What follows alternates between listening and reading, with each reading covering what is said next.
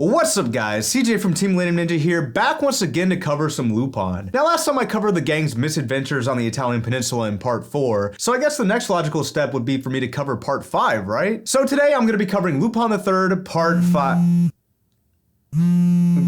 Hold on one second. Hello? Lupin Zero? The hell is that? A new Lupin series? It hasn't even been a year since the last one. And it's Lupin and Jigen as kids? No. Don't worry, I'll cover it. I'll cover it. I'll cover it. What's up guys, actually starting the video this time, and today we're going to be taking a look at Lupin Zero, the brand spanking new entry into the list of arbitrarily numbered Lupin series that form a loose amalgamation of contradictory stories from this over 5-decade-long franchise. Now this series was announced a few months back in October of 2022 to begin airing in December of 2022, something I must have completely missed because I thought it was slated for a 2023 release, especially considering the fact that by the time it did start airing, it hadn't even been a year since part 6 had wrapped up. But lo and behold, 9 months later and the TMS team lays this 6-episode original net animation, or ONA for short, on us. And if I haven't already made it clear at this point, when this series was announced, I did not have high hopes for it. Personally, I thought it was the studio trying to course correct after the less than stellar entry that was part 6. But maybe that's just my own personal bias speaking. After all, part 6 does have some pretty decent review scores out there, and while I personally may have thought that it ended up lacking in a very meaningful way in the plot by the end, that's no reason to put a knock against this series already. But it's kind of hard when they're already going back to the well of Lupin's past, an area of part 6 which was very wishy-washy to begin with. So if their plans were to take it in a similar direction in this series, I was pretty hesitant to check it out. But it's also only 6 episodes, so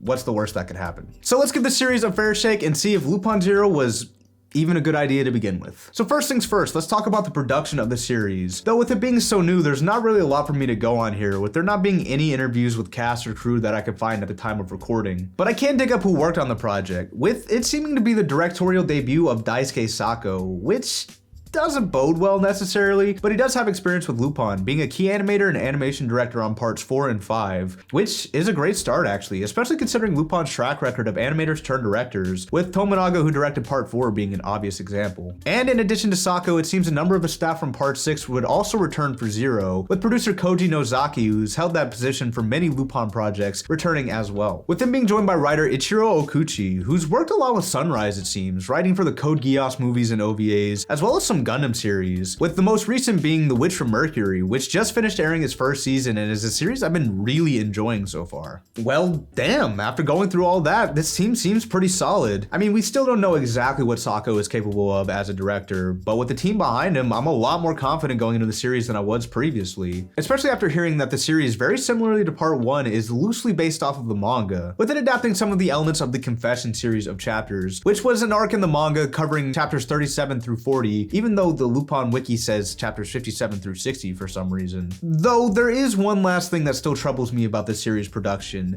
that being that the series' music will not be produced by Yuji Ono, continuing Ono's avoidance of working on anything part 1 related. No, instead the soundtrack this time around will be helmed by Yoshihide Otsumo, with this apparently being the first animated work he's done in his career, which has mostly consisted of Japanese movies and TV shows to this point, making him a very interesting choice for the role, but we'll see how he does. I mean, after seeing Naruyoshi Kikuchi, who has gone on record saying that he doesn't much care for doing anime soundtracks in his work on The Woman Called Fujiko Mine, which was amazing, I'll reserve judgment until after I've gone through the series. So with all that out of the way, let's dive into Lupin Zero and see if taking a look back at young Lupin was a good idea,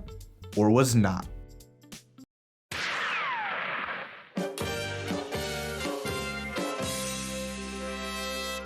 The series starts off on the perfect foot to instantly endear me to it and the soundtrack, with one of the first things we hear being a new instrumental version of the part 1 theme, almost instantly erasing any doubts I had about the series. As well, it also introduces young Lupin and Jigen in a very character-rich way at school, with Lupin grifting some of his fellow students on the roof, while Jigen gets challenged by a gang from a different school to a fight, where he ends up scaring them off by pulling out his revolver, which is just an actual fucking gun he had with him at school. Now, I grew up in Texas, one of the most gun-totingest, lovingest states around. And even to me, that seems a bit lax. But not dwelling on that too long, afterwards, we quickly transitioned from the school to a nightclub that Lupin snuck his buddies into, where Jigen also happens to be engaging in a certain kind of business transaction when a singer from the nightclub starts getting hassled by some guys. So, in classic nice guy Lupin fashion, Lupin jumps in to help the lady escape, going through a pretty awesome and campy chase sequence between the thugs, Lupin, and Jigen, who Lupin coerces into helping by stealing the guns that he was selling. Which ends up with Lupin, Jigen, and the singer Yoko escaping back to Lupin's house, where Yoko spends the night and sings to both Lupin and Jigen, with them both being smitten by her charms, and her which leads him to chase after her when she gets captured after she leaves, leading to Lupin and Jigen laying siege to a cargo ship in order to rescue her, in a pretty awesome action sequence that caps off the episode. And this episode was a pretty great introduction to the series and to the characters of young Jigen and Lupin, who are pretty similar to their adult counterparts, obviously, but have the benefit of youthful naivete, with Lupin being portrayed as still capable, but not infallible as he usually is. No, this is a series where Lupin can make mistakes and get tricked, and it not be a reveal of Lupin having actually seen through it the whole time. Though I will admit they use it very sparingly throughout these few episodes, but it is a bit refreshing to me at least, especially with the addition of Jigen to the series, who brings in a more seasoned edge to him, revealing later that it's due to him tagging along with his father through war zones, with him seeing Lupin more like a spoiled brat at first, though Lupin proves in this episode that there's more to him than Jigen thought, as well as establishing the fact that Lupin dislikes his father and grandfather trying to put him on their own respective paths, with his grandfather wanting him to become a great thief like him, while his father wants him to follow a straight and narrow path, culminating in Lupin resenting them both and declaring he wants to walk his own path that he creates himself, which endears Jigen to him a little more, with them becoming friends afterward. Though their friendship will be tested in the next episode, which sees Jigen being hired to guard an antique necklace as it's being transported on a train, being told that it's being delivered to a university when in reality the guys transporting it turn out to be grave robbers who stole it and are trying to sell it. Though we don't find that out until after Lupin arrives to steal it in a friendly competition against Jigen, where Lupin also runs into a strange girl whose depiction here is pretty in line with early Lupin stereotypes, and while the characterization might be a bit outdated, I did enjoy her character despite the weird shamanistic stereotypes they added to her, since when she acts normal she's a nice bridge between Lupin and Jigen in the episode. And I especially like the scene where Lupin gets separated from them and Jigen is telling her about their relationship and how they're not actually friends, but she tells Jigen this.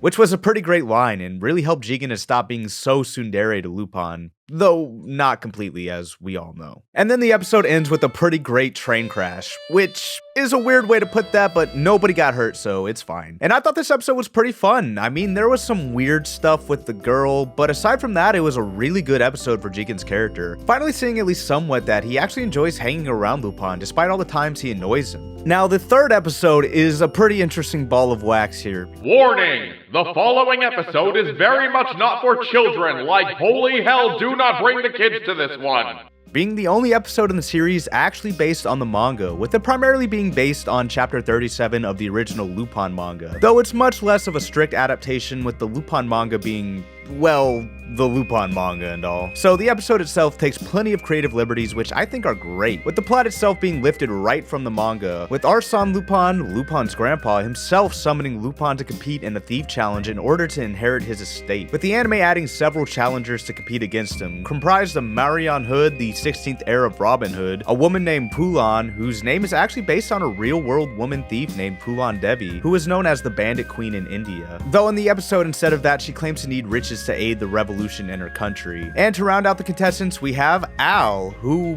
may or may not be a young Albert. And though I think the truth on that is up to speculation, personally I don't subscribe to that idea, but he rounds out our 4 contestants, including Lupin, who all sign the contract saying that whoever wins gets the Lupin estate and begin the challenge, which consists of them navigating through a tower designed by Lupin the First for thief training and making their way through the door at the end, a feat that Lupin had no trouble with in the manga version of events where he was by himself, but in this version he seems seems in a bit over his head. Though with some unexpected help from Pulon, he's able to make it with all the others to the final room, where each contestant is given individually and secretly a knife, gun, key, and bandage, and they have to suss out who got what in order to be the one to get through the door, which ends with Marion Hood shooting Al, don't worry, he was wearing a bulletproof vest, and taking Lupin down with a brick, where he takes the key from Lupin and uses it to open the door, except the key that Lupin had was just his house key, and he was just pretending to be the one with the key by moving closer to the door as he talked, ending with Marion Hood using the wrong key and being impaled by spikes, where Arsène Lupin reveals that this whole estate challenge was really just a ploy to get one of their hearts for a heart transplant, with the contracts they all signed revealing as much, which was all in line with the manga, including the guy getting impaled by spikes. Although in the manga it wasn't Marion Hood, it was some poor guy whose father was forced to sign the contract by Arsène. And another difference between the two comes up when Pulon was revealed to have been replaced by Lupin's father, Lupin II, which I thought was a pretty cool twist and certainly explained why Pulon seemed more interested in helping Lupin than winning. And I like that Lupin's dad is also shown to have great thieving skills here, since the way Arsène talked about him made him sound like he wasn't a very good thief at all. But as it turns out, he's at least able to disguise himself pretty great, especially since, at least going by this series, he seems to have a proclivity for disguising himself as women. Seriously, am I the only one that noticed that?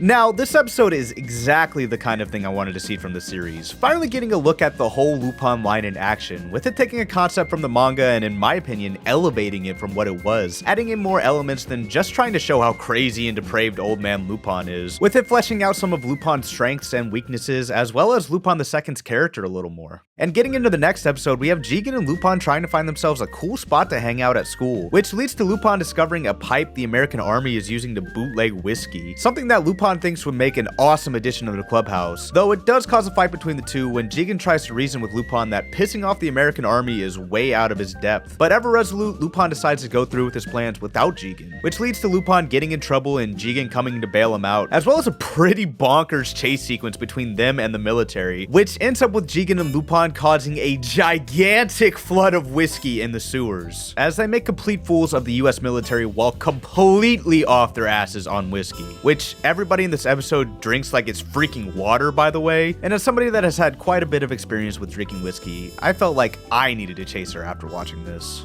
And the episode itself was alright, though I would say is probably my least favorite of the bunch, with it rehashing the Lupin-Jigen dynamic we established in episode 2, as well as not really progressing anything else. And while it was fun with the premise of the episode devolving into some classic part 2 or 3 goofiness, I do ultimately feel that the story wouldn't have been impacted much by the omission of this episode. Though that's not to say that I prefer they just cut the episode out, just that out of all the episodes so far, this one, despite it being fun, could have maybe used a little extra something to push it over the edge for me personally, at least. But as it stands, I probably won't be revisiting this episode anytime soon, which is not something I'd say about the next episode, the penultimate episode of the series. Beginning with Lupin's dad stealing something from a military base, it perfectly sets up the next episode for an amazing climax. But for now, the episode mostly focuses on Lupin and Yoko, as Christmas is coming and Lupin buys a gift for her, but he hears from one of her coworkers that she's dating an abusive guy. So Lupin goes to her apartment to deliver the gift and see what's up, which is where he runs into a mysterious burly man who beats him senseless until Yoko arrives to break them up, where it's revealed that he lied to Lupin about being the one who was abusing Yoko, with it being implied they're working together on something, which involves Yoko getting close to an abusive US military commander.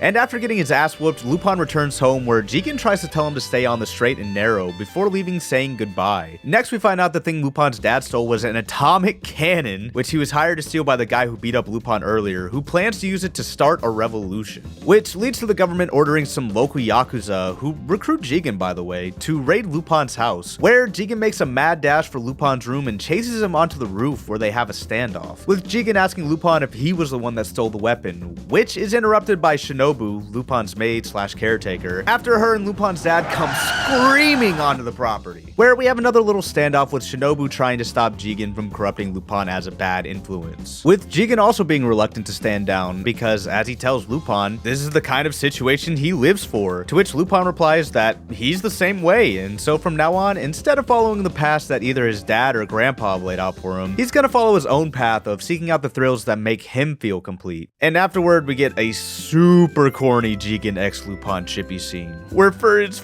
first step, Lupin steals Jigen's sword.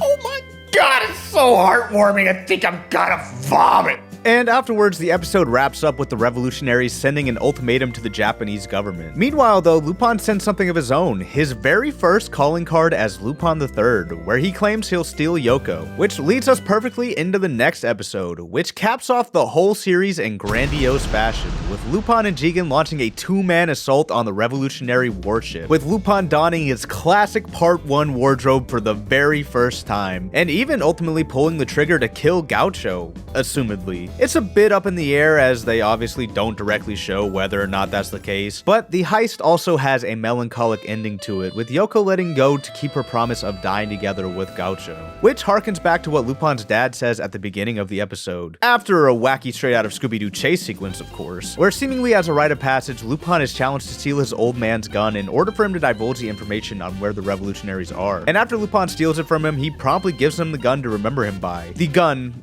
obviously being Lupin's signature, Walter P. Sanju Hachi, which is a great origin story to give it and a great way to work it into the story. But the reason I started this tangent wasn't just for that, but for what Lupin's dad says to him afterward. 最後に一つだけ言っておく。泥棒って言い方はな、手に入れるだけじゃない。